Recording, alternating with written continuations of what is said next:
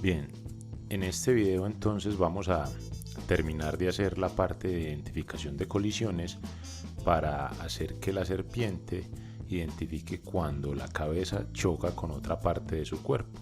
En el video anterior habíamos hecho la identificación de colisiones con el borde, entonces esta vez vamos a hacer eso.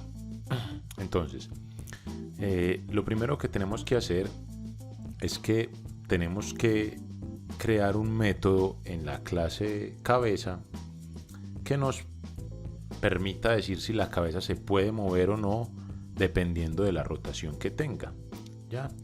Y ese se puede mover o no va a estar dado por si en esa dirección en la que está pues hay alguna parte del cuerpo que impida que se mueva. Entonces acá en la clase cabeza vamos a definir un método booleano que se llame se puede mover y que reciba como parámetro la rotación. Entonces este método nos va a servir como una pregunta que vamos a hacer.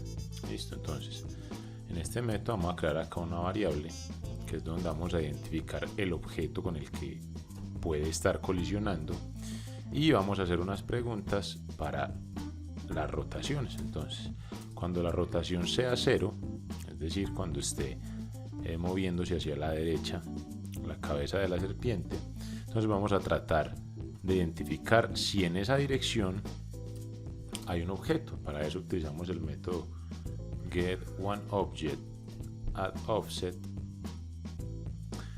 que este método pues recibe como parámetro la distancia del objeto en el cual lo estoy ejecutando, ¿cierto? La distancia del centro y la clase de objetos que estoy identificando. Entonces en este caso, como quiero verificar si es a la derecha, entonces el primer parámetro es la distancia en X. La distancia en X en este caso sería 1, porque yo quiero saber si en la siguiente casilla hay un objeto, y la distancia en Y sería 0 porque quiero que esté pues en la misma línea.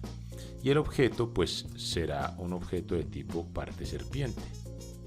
Aquí escribo parte serpiente.class.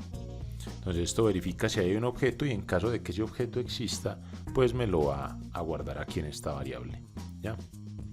Lo mismo hacemos entonces para el otro lado. Entonces sería si la rotación es 180, entonces ya no voy a preguntar por 1, sino por menos 1, que sería el lado izquierdo, y Y sigue siendo 0. Igualmente entonces lo hago ya para el eje Y. Entonces para el eje Y primero preguntamos hacia arriba, que para Greenfoot sería 270. Entonces en este caso X es 0, ¿ya? Y me interesa hacia arriba, o sea hacia arriba ya sabemos que las coordenadas disminuyen, entonces sería menos 1. Y lo mismo hacia abajo, entonces hacia abajo ya serían 90 grados, aquí en X sería 0 y aquí ya sería 1, porque queremos saber en la casilla inmediatamente siguiente hacia abajo. Entonces, una vez pase esas 4 preguntas, yo tengo que verificar si este objeto sigue siendo nulo, quiere decir que la cabeza se puede mover, porque no hay ningún objeto que la obstruya. Entonces acá simplemente hacemos un retorno diciendo si el objeto es nulo. ¿Sí? Si ese objeto es nulo, es verdadero, o sea, se puede mover. Entonces esa es la respuesta. Si no es nulo, esto será falso, o sea, no se podrá mover. Listo. Entonces, con ese método hecho ahí, ya nos podemos ir para la clase serpiente, donde habíamos hecho en el video anterior el método para identificar la colisión. Entonces acá en la clase serpiente habíamos hecho el método hay colisión. Entonces acá simplemente vamos a agregarle esa parte para verificar si la colisión ocurre con un elemento del cuerpo. Entonces miren que aquí teníamos un condicional que decía si la cabeza está en el borde. Entonces, si la cabeza no está en el borde, entonces ahí es donde voy a preguntar si hay una colisión con la parte del cuerpo. Entonces para hacer eso utilizo la misma variable booleana que teníamos acá, que es la que retornamos. Digo que esa colisión va a ser igual y acá le pregunto a la cabeza si se puede mover.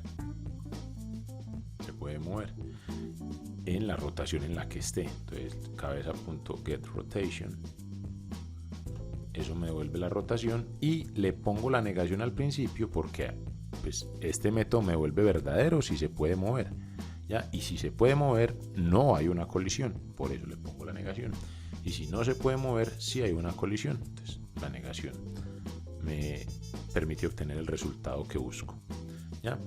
Entonces ya con este método modificado, ¿sí? El juego va a identificar esas colisiones de la serpiente. Miren lo que dejamos acá, se puede mover 0 y aquí dejamos 0 otra vez. Aquí es 180. Aquí nos faltó poner bien el valor 180 y esto es al revés. Esto porque no lo cambiamos. Se puede mover, esto sería 0, perdón, menos 1 y 0. ¿Ya? No lo habíamos cambiado. Vamos a volver a verificar. Agreguemos la serpiente.